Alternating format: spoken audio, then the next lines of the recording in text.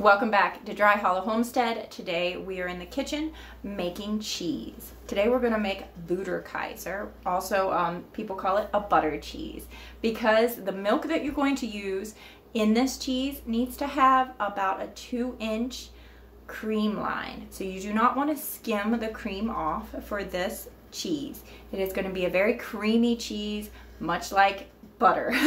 That's where it gets its name. So we're going to get I have 6 gallons in my pot. I'm heating it to 102 degrees. Now for a Butterkaeser or butter cheese, you want a thermophilic culture. You may use yogurt whey as your thermophilic culture. If I were to use that this time, I would put 1 cup for the 6 gallons. I would put 1 cup of yogurt whey. But I'm actually out of yogurt whey and I haven't made yogurt in a little bit. So I'm going to use the store-bought packages. Not store-bought, Amazon-bought, obviously. This is a thermophilic. It comes like this and you get 5 of these little pouches in that.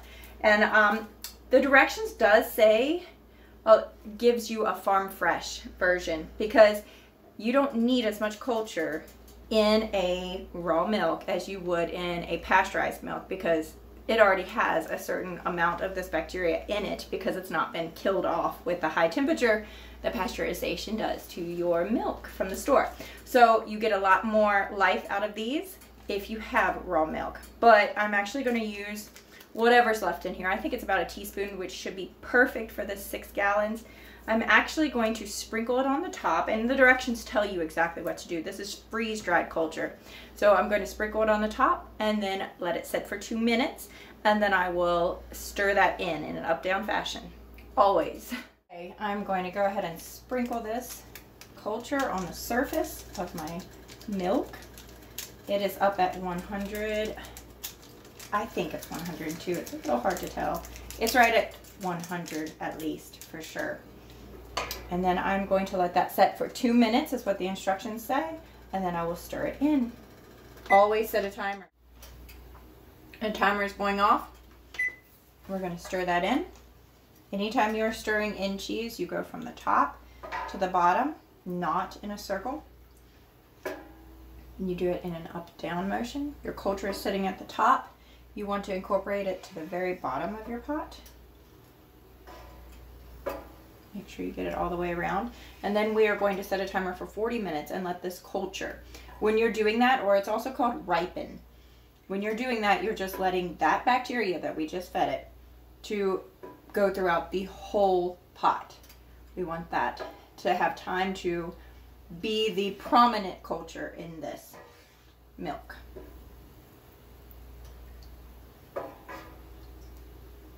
You're not supposed to splash. I'm not sure why. We just do it. Okay, 40 minutes, and then we will come back.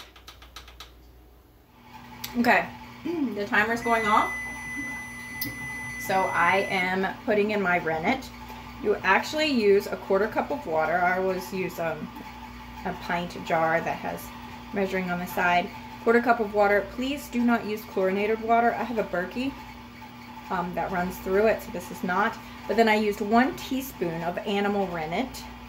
And I get that from New England Cheese Making Company also. And then you just kind of swish it around. And we are going to turn that noisy thing off. We're going to pour this on the surface. And then we're going to mix it in up and down. So I did 1 teaspoon for this entire 6 gallons. This is raw milk. My equations are only going to work for raw milk. I do not know how to do store-bought, and it would be so silly of me to buy 6 gallons of store-bought milk when I'm getting 6 gallons a day. So stir that in an up-down fashion, just the same. And then we're going to let that sit and cover for 35 minutes. And then we will check back. And at that point, we cut the curds. And every time I am leaving this, I am putting the lid on it. I'm covering it, helping to keep that temperature the same. We're going to check for a clean break.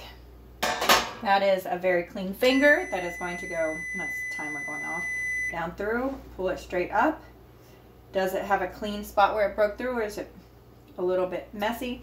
Looks pretty good to me. So we are going to cut the curds, and we're going to quiet that thing. I usually use my biggest bread knife. There are curd knives, but I don't have any of those.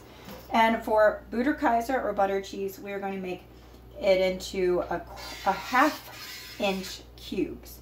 So we're going to cut into 1/2. And if there's a way that you can do this evenly, great. It's not uniform when I do it, but we do the best we can.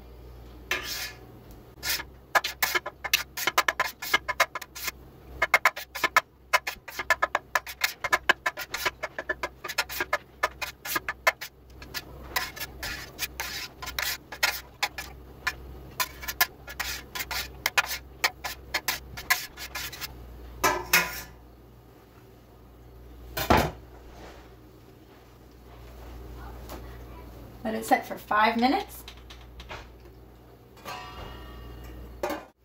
Okay, timer has gone off. We are going to actually stir this now for 20 minutes. We have not turned on the heat or anything. We are just going to straight stir. Straight stir. No crooked stirs. No, we're going to straight stir. We're going to stir this for 20 minutes.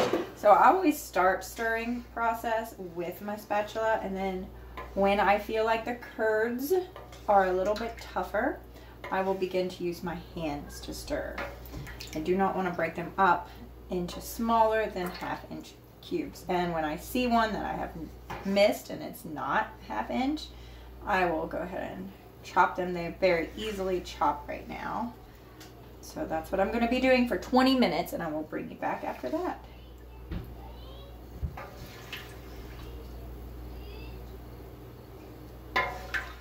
We have stirred now for 20 minutes. We are going to let it sit with the lid on for 5 minutes. Okay, it has sat for the 5 minutes. We are actually going to remove half of the whey. So I have my ladle, my pot. I use this all the time. And I have an empty bucket. I'm going to ladle off half of it. I'll probably get about down to here. And then we are going to replace that with 120-degree water. So just the hottest tap water I can get is what I will do. So I'll fill it back up at that point to where it is. And you can kind of see just on the side, whenever you empty it, you'll be able to see where it was. So that's what I'm doing now.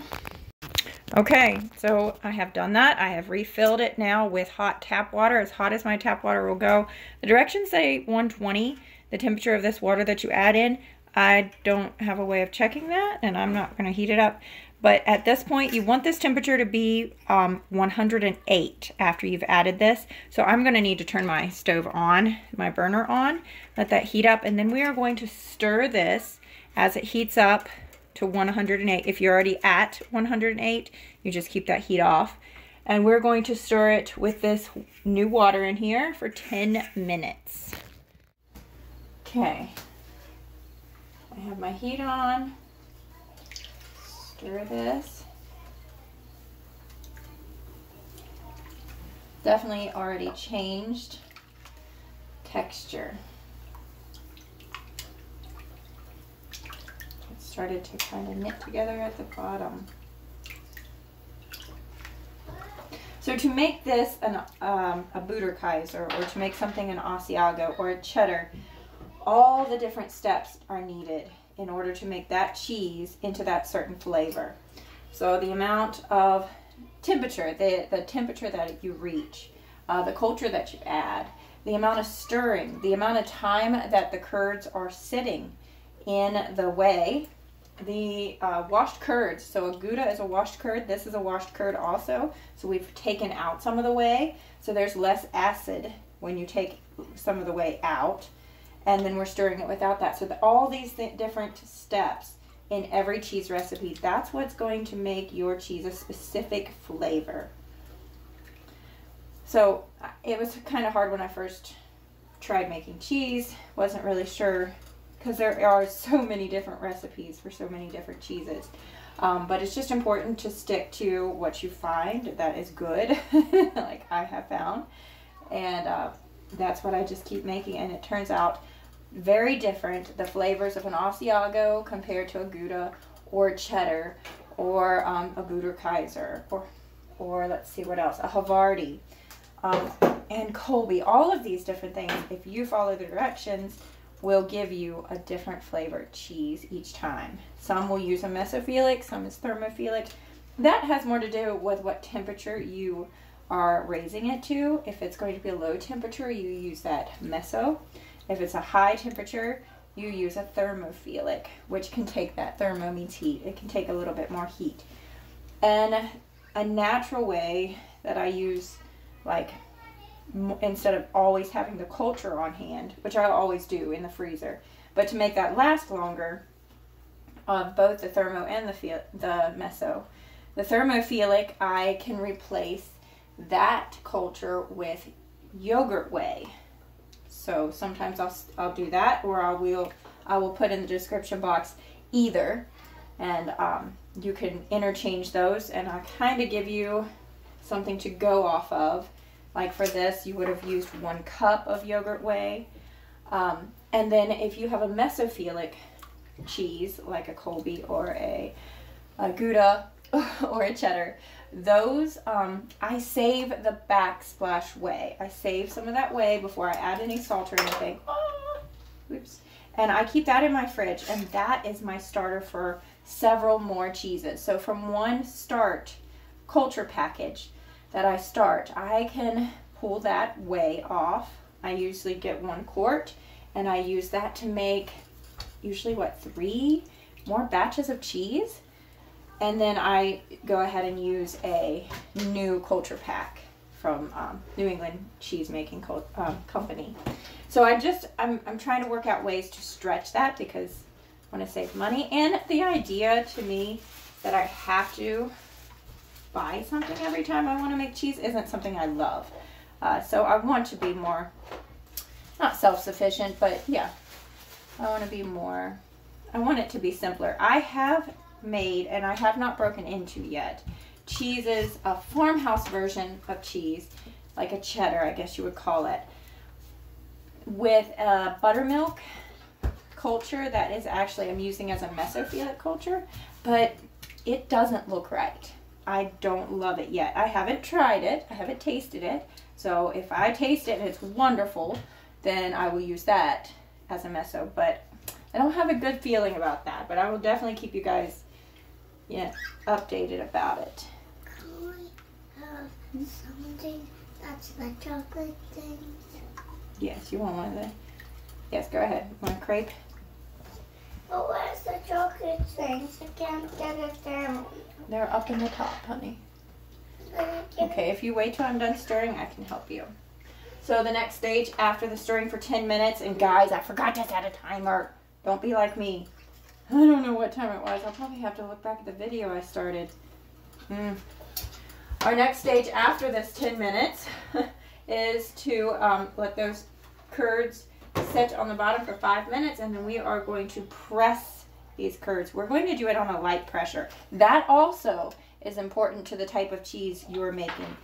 Depending on how dry of a cheese is how much pressure you're going to add to your press, and you're going to get less liquid in there.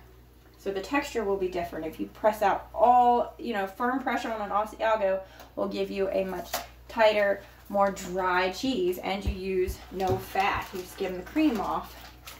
You do have low cream. Cheese like this that has lots of cream in it and is being pressed lightly is going to have a very smooth, creamy texture at the end. All these things go into play when you're making cheese. I don't know. I don't know how long I've been doing this. I'm going to go until I feel like the curds are ready to be pressed. I don't feel like they quite are yet. Oh, I don't know. They're pretty close. So when I do that, and I'm saying I'm waiting for it to have the right texture, you will know just by doing this a couple times. And if you use your hands, obviously you need to. God gave you them, and they are important tools. There's only so much temperature and time can tell. When I squeeze the curds together and they start coming out, then they're not ready. When I squeeze them and they knit, they just tighten down on each other, they don't squeeze out, then there is less whey and they are ready to be pressed. They're at the point where they should be. These are not there yet, so I will just keep going. And I have that temperature on, or the heat on my element, because the recipe calls for it to be at 108, and I'm right at 101, 102, because my tap water is not extremely hot. We have lots of little people around here, so we do not have scalding hot water in our tap. And when I'm saying recipe, I go off of, let me see if I can show you this book most of the time pretty closely. A lot of the steps I do off of this book, 200 Easy Homemade Cheese Recipes. I will link it in the box below. I think every cheesemaker should have that book. What is different is the fact that I'm using raw milk, and the equation for how much rennet and how much, they always say calcium chloride. You don't use that if you are using raw milk. And the amount of culture, all those things are different. But the steps are the same, whether you're using store-bought milk or you are using raw milk. The steps are the same. And if you buy that book and you buy the milk from your grocery store and make it, that's awesome. Go buy, do the actual ingredients the way they say to do it, and then watch me if you need any help on the actual instruction of it, or the how to make part. But if you're using store-bought, I would go by the ratios that they call for. This is only for raw milk. All right, guys, let's give it a squeeze. Still coming out pretty well. Not ready. I should have just set a timer. How many times have I said in videos, set a timer, you're gonna forget. Just set a timer. Ooh, it's getting so close. This is very therapeutic. I've never added any flavor, like a pepper or smoked paprika or cumin or anything like that to this cheese, butter cheese. Let me know if you've made this and you've added something. I would love to hear about it. Tell me in the comments below. Okay. Not squeezing so much out. Do y'all see that? A little bit, but when I squeeze it, they are staying together. I might stir just a little bit longer. It's so close.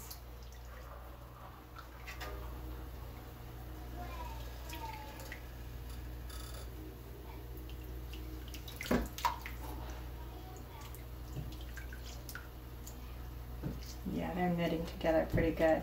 All right, that looks like 10 minutes is up. So now I'm going to let this sit with the heat off, everything off for 5 minutes. And during that time, I'm going to get my press ready. So I always sanitize it with hot boiling water before I put my curds into it.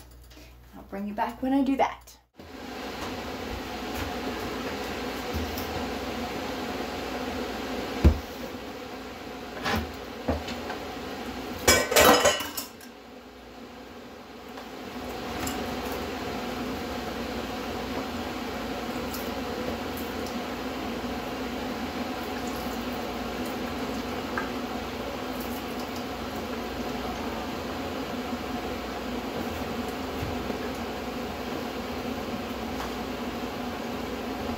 We're going to try to make all these curds fit. I'm actually not guaranteeing that they will. So for this this press, it always says 5 gallons. I usually get 6 gallons in here pretty easily. But most of them you have to press pretty hard so you get a lot of whey out. You're not going to get a lot of whey out of this sucker. We're just going to be, and I've done this before, so I have this in my fridge. Actually, we've eaten it and shared it with friends, and they love it. They understand why it would be called butter cheese, Butterkaeser, because it tastes like butter. It's so smooth and creamy. It tastes just like butter. So let me remind you while I'm pressing this, and it's going to take a few seconds for me to fit it down in, and I don't want to lose any of my curds in my sink. So we are going to press this for 30 minutes on light pressure. Then we're going to come back and flip it, and we're going to press it overnight on medium pressure. So in the morning, we will need to put it in a salt brine. So this has not been salted. These curds have not had any salt on them yet. So we are going to be putting them in a salt brine tomorrow. And you need to make that ahead of time. So if you do not have one, you need to make it while this is in the press overnight. This is going to work. It's got to work. So yeah, and to make a salt brine, I have mine in the fridge because I've made it a couple weeks ago. Maybe when we did Asiago, or maybe a Gouda. I don't remember. We use it for both. The equation, or the ratio for that is you use 5 parts water, 1 part salt. And I use my pink Himalayan sea salt from Costco, Kirkland brand.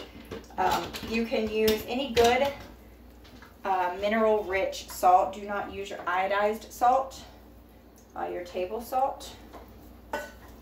That's not going to be good for your cheese. So if you're going to take the time to make this cheese, get some good salt to put it in the brine. So you will do that. I have a bucket that's about 3 gallons. You'll see it in the morning.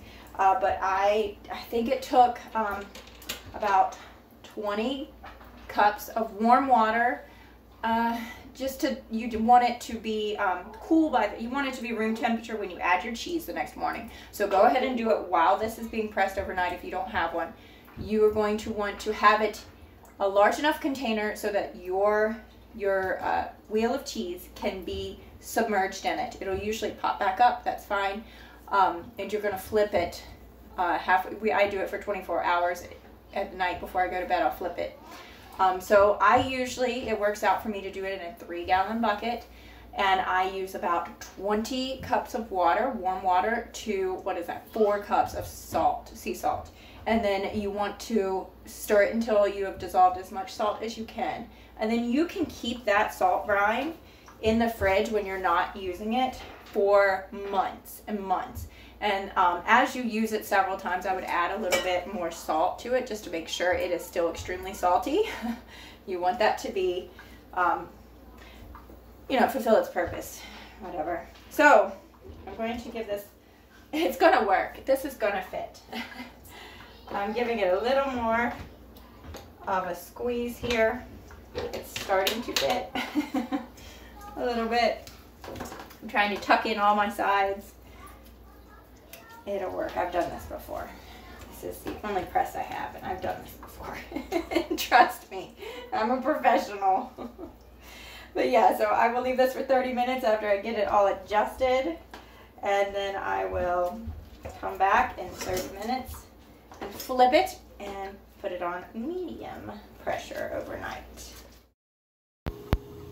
Thanks so much for coming along with me while we made this Butterkaeser together. We actually wake up the next morning and we put it in our salt brine, 18% salt brine. And then we flip it in that salt brine the next evening, and then take it out the following morning. And then we let that set on the counter for several days until it has completely air dried to where it's like a clammy handshake before you vacuum seal it and store it in your fridge. We're going to age this cheese for 4 weeks before we open it up and eat this delicious Butterkaeser. So here's the next morning, taking it out, and that's where that 3-gallon bucket's where I keep my brine. So thank you so much for coming along. Subscribe if you like this kind of content. Let me know if you make it, and God bless, and I speak Jesus to you no matter where you're at, what you're doing. Have a great day. Bye.